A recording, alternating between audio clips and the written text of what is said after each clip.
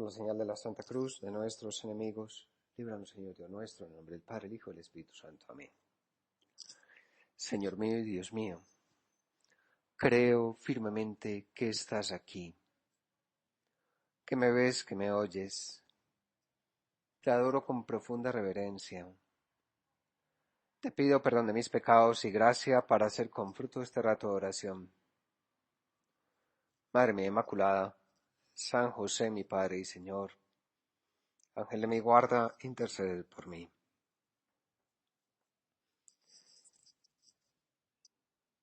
En la fiesta de San Matías, que es mañana, la primera lectura nos dice: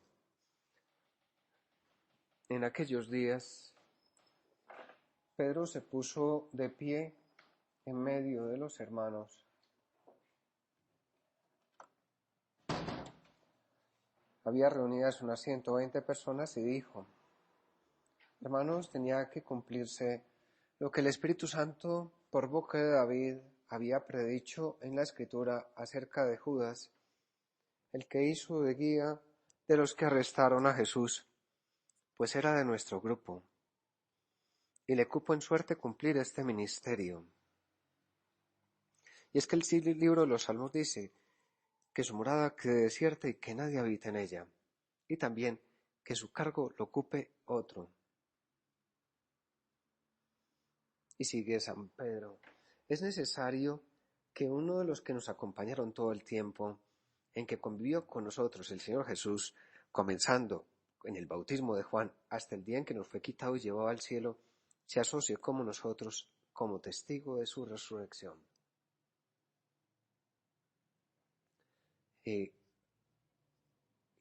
Pues dice, propusieron entonces a dos: José, de sobrenombre Justo, y Matías.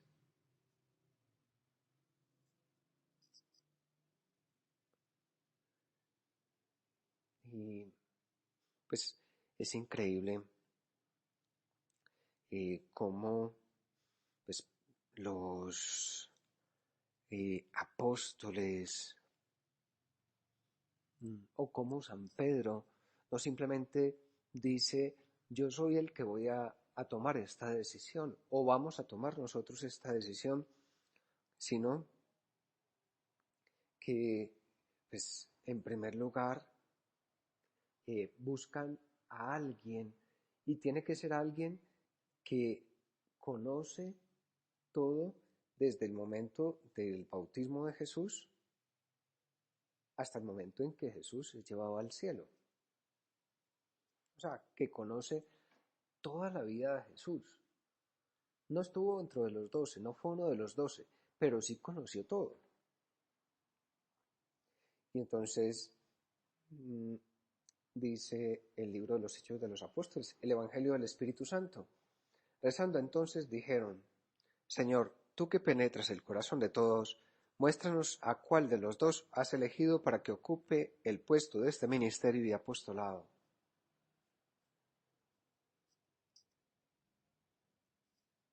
Le repartieron suertes, le tocó a Matías y lo asociaron a los 11 apóstoles. El comentario de la Biblia de Navarra dice lo siguiente: la comunidad cristiana acude a las suertes, medio usado en el Antiguo Testamento. En Samuel y Jonatán, pero bueno, no nos vamos a meter por ahí. Dice, acude a las suertes porque piensa que Dios ya ha hecho su elección y consiguientemente la manifestará. Todos rezan, diciendo, tú que conoces el corazón de todos, muéstranos. Dicen ellos, tú, Dios, no nosotros. Llaman con razón al que penetra los corazones, pues él solo era quien había de hacer la elección. Qué fe la que tenían los primeros en que Dios estaba con ellos.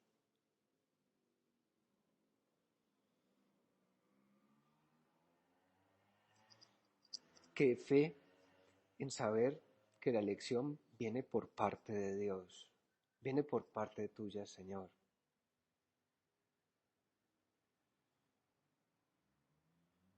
Y dice, les ponen la petición a Dios con toda confianza, sigue diciendo el Evangelio de Navarra, dando la necesidad de elección. No dicen elige, sino muéstranos al que has elegido. Pues saben que todo ha sido prefijado por Dios. Que Dios, pues igual que a nosotros, tú, Señor, nos has elegido desde antes de la creación del mundo, nos has llamado, nos has buscado, nos has elegido, escogido. Nos dice San Pablo, nos ha elegido desde antes de la creación del mundo.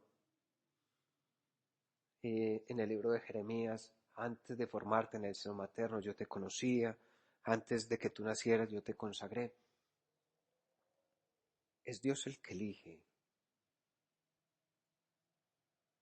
Es Dios el que nos eligió para ser cristianos, para ser suyos. Vamos a hablar de del evangelizar.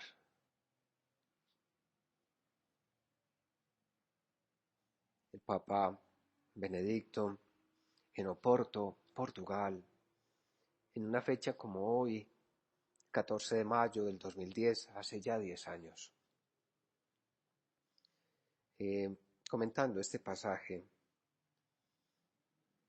decía lo siguiente: hace falta que uno se asocie a nosotros como testigo de la resurrección de Jesús.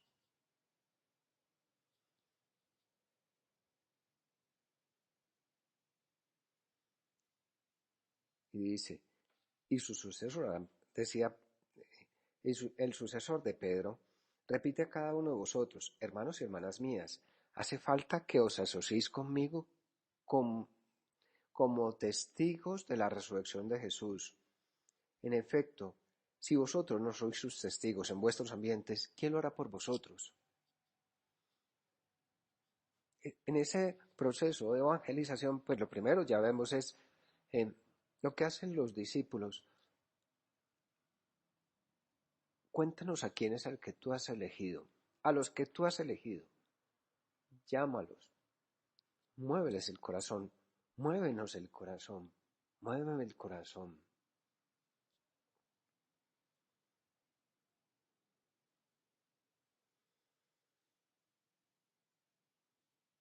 Don Javier Echevarría, en una carta que envió a raíz del Año de la Fe en el 2012, en el número 13, decía: el Santo Padre Benedicto XVI en diversas ocasiones ha hecho notar las contradicciones del tiempo en que vivimos. Comillas, en numerosas partes del mundo existe hoy un extraño olvido de Dios. Parece que todo marcha igualmente sin Él, pero al mismo tiempo existe también un sentimiento de frustración, de insatisfacción de todo y de todos. Dan ganas de exclamar, no es posible que la vida sea así. Verdaderamente no. Y de este modo, junto al olvido de Dios, existe como un bull de lo religioso. No quiero desacreditar todo lo que se sitúa en este contexto. Puede darse también la alegría sincera del descubrimiento, pero a menudo la religión se convierte casi en un producto de consumo. Se escoge aquello que agrada, y algunos saben también sacarle provecho.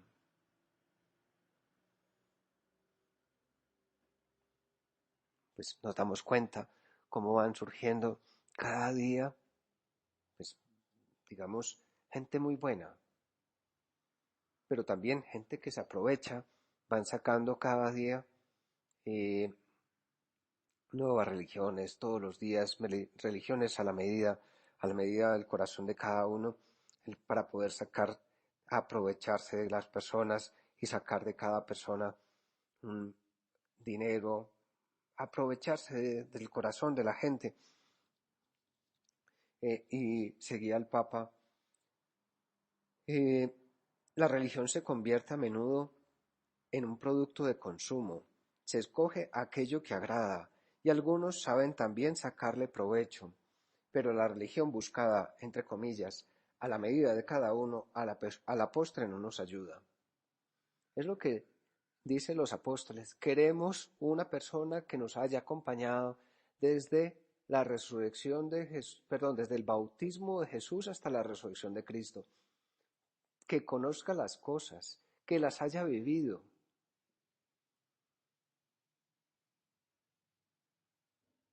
Y San Pablo lo que hace también es, hemos recibido del Señor lo que también nos transmitimos. Recibir y transmitir. No es inventar una cosa nueva. Pues en este proceso de evangelización, pues primero pues hay que rezar, hay que pues hacer propio, así como hacen aquí en la casa, estamos adoptando unos pajaritos que vienen aquí a comer de todo, eh, y pues ¿qué hacen los pajaritos? Pues primero comen para ellos y después les llevan a sus crías y le dan a sus crías aquello que han comido. Pues nosotros también tenemos que hacer así, hacer propias las cosas para después dar a los demás. Ese es el proceso de evangelización. El proceso de evangelización no es llevar un catecismo de la Iglesia Católica, que es un libro espectacular y el Papa lo recomienda continuamente, o coger la Biblia y decirle, mira, tienes que leer estos versículos, Juan 20:22, recibid el Espíritu Santo, a quienes les perdonéis los pecados les quedan perdonados, o Juan 6, no sé qué, entonces el que come mi carne y bebe mi sangre, entonces te vas a condenar si no comes tu sangre. No, eso no. Hacer carne de nuestra carne, evangelizar es hacernos nosotros, a la medida del corazón de Cristo, hacernos absorber eso y después darlo a los demás. No queremos hacer religiones a nuestra medida.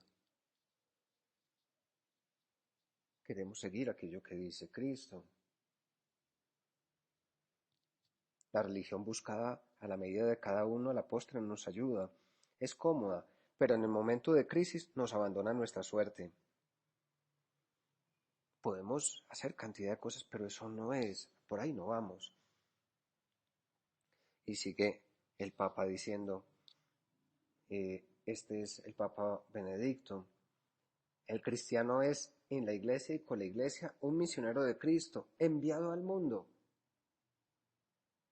Sino, somos misioneros con misión, aunque no nos llamemos misioneros. Todos los cristianos, por el hecho de ser Cristo, estamos llamados, Señor, por ti a ocuparnos del mundo, a ocuparnos de la gente. El cristiano es en la iglesia y con la iglesia un misionero de Cristo enviado al mundo. Esta es la misión apremiante de toda la comunidad eclesial, recibir de Dios a Cristo resucitado y ofrecerlo al mundo. Aquello que decía Nietzsche, pues si me mostráis a Cristo resucitado, yo me convierto. Mostremos a Cristo resucitado en nuestra vida. Miremos a ese Cristo resucitado en nosotros, que la gente pueda ver esa sonrisa, esa alegría, ese amor. Señor, ayúdanos a mostrarte a ti, a los demás.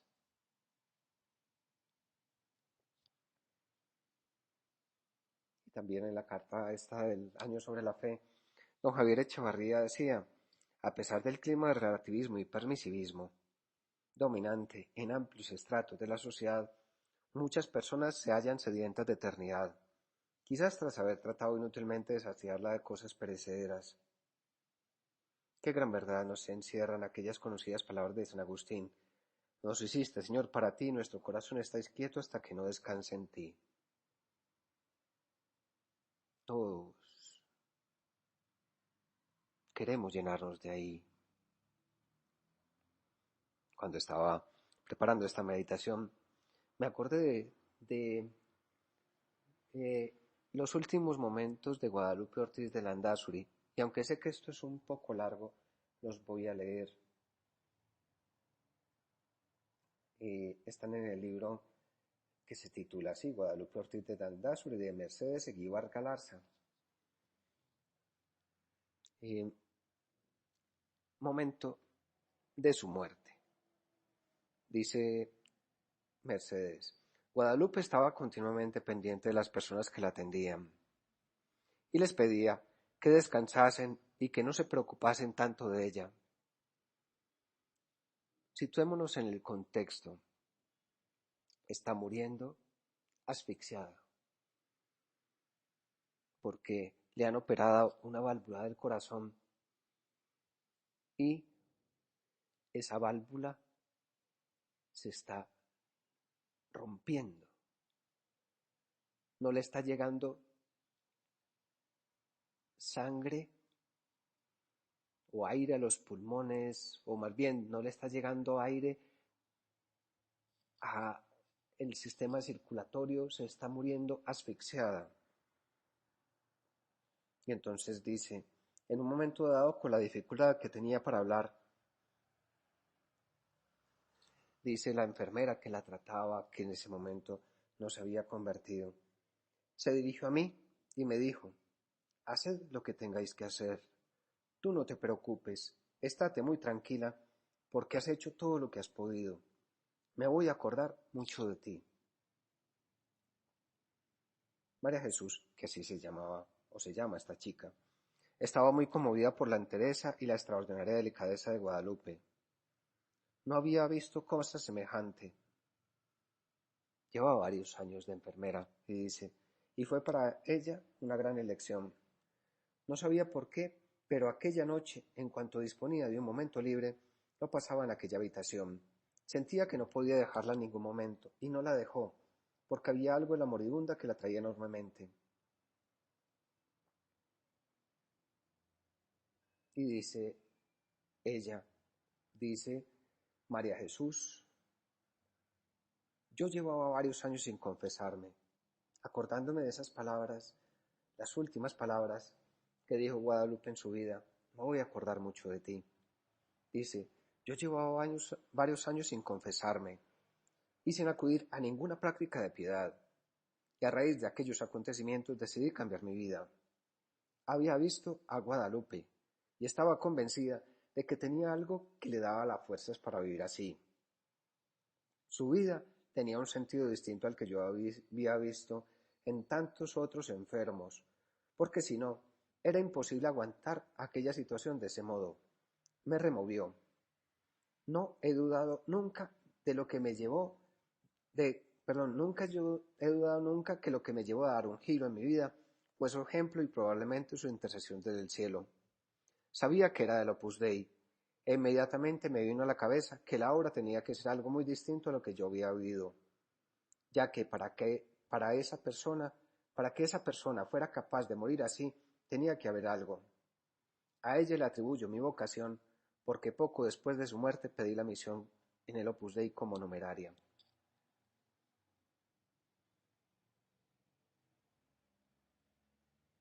Quedan 12 minutos, podríamos dejar ahí y que cada uno lo piense. Eso es evangelizar.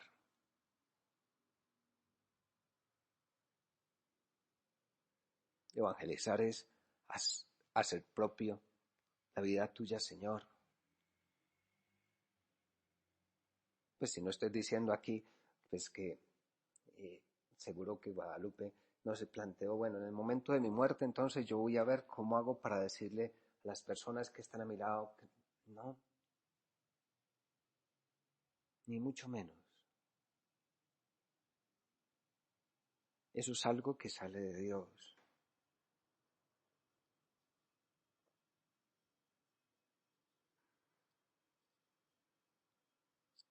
Y es algo que necesita la sociedad.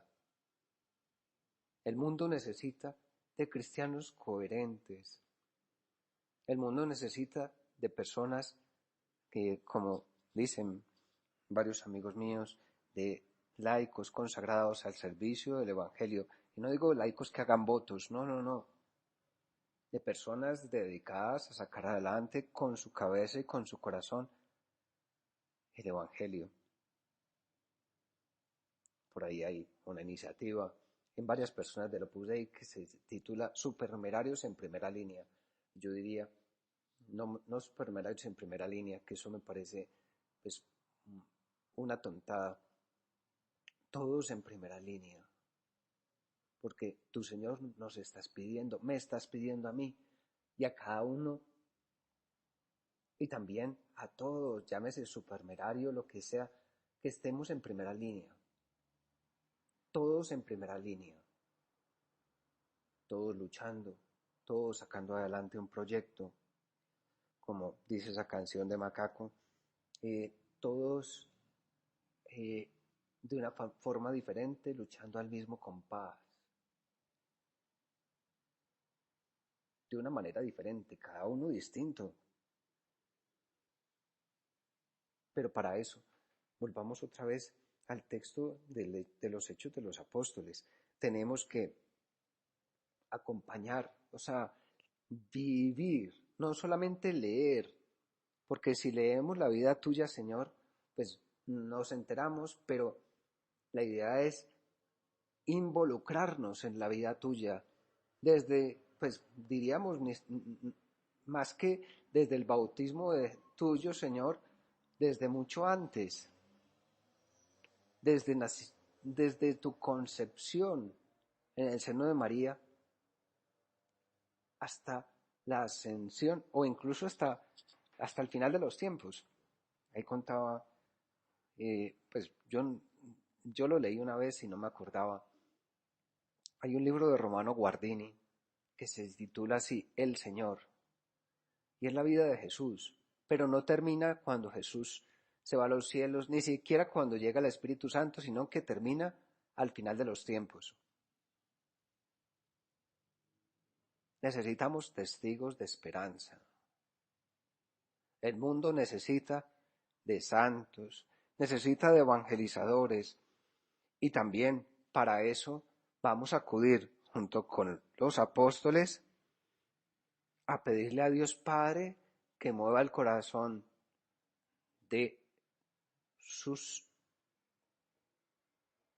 hijos para que se conviertan o para que amen a Jesucristo con todo el corazón y que estén dispuestos a entregar su vida, no simplemente a vivir unos cuantos mandamientos.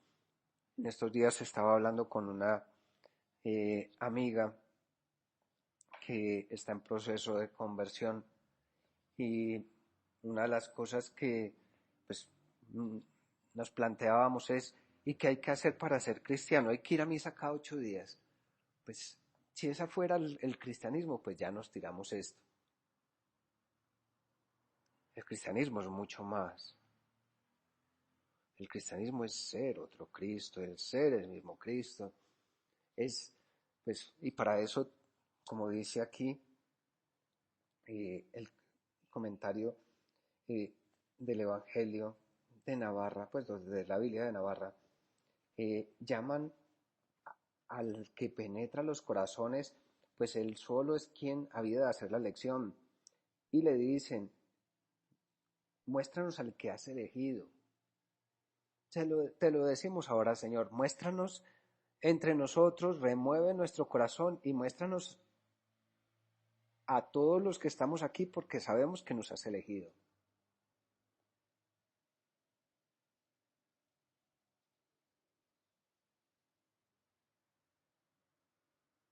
Y que no nos quedemos en el borde de la, iba a decir pileta, como dicen los argentinos, que no nos quedemos al borde de la piscina, sino que vayamos al fondo. Así hicieron los primeros cristianos. Dice,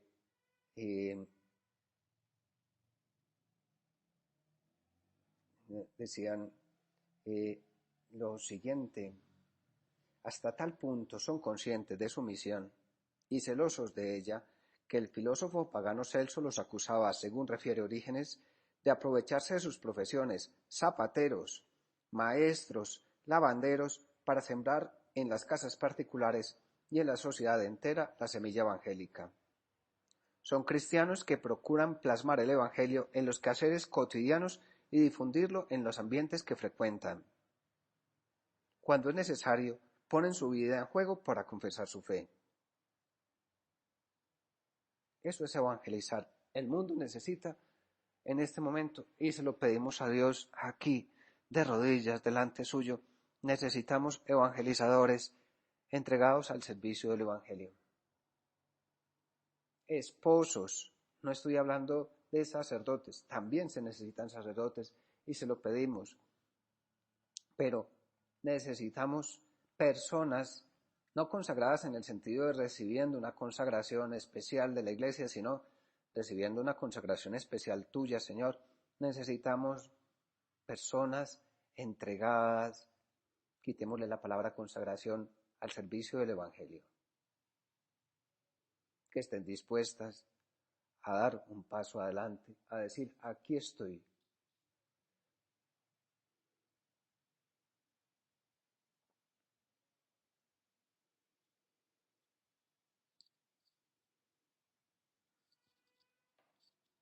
El Papa Benedicto, en esa misma homilía, en Oporto, en Portugal, decía, sin imponer nada, no vamos a imponer las cosas, proponiendo siempre, como Pedro nos recomienda en sus cartas, glorificados en vuestros corazones a Cristo Jesús, y estad siempre prontos para dar razón de vuestra esperanza a todo el que las pidiere. Y todos al final nos la piden, incluso los que parecen que no lo hacen. Por experiencia personal y común, sabemos bien que es a Jesús a quien todos esperan.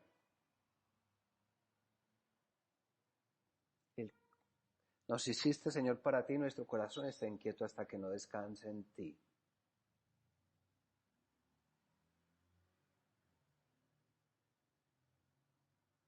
Ahora más tarde vamos a tener una charla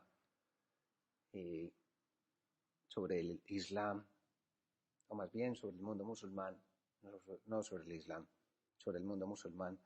Y una de las cosas que nos planteábamos en el comedor era pues, qué parecido el cristianismo y el mundo musulmán. Y decía alguien, hombre, tenemos un solo Dios, Dios y Alá. Tenemos al verbo, que para los musulmanes es el Corán, para los cristianos es Jesucristo, la palabra encarnada. Tenemos al profeta, Mahoma, o a los que acompañaron al profeta, los apóstoles. Pues sí, ya sí se mete uno en muchas otras cosas, pero bueno, hay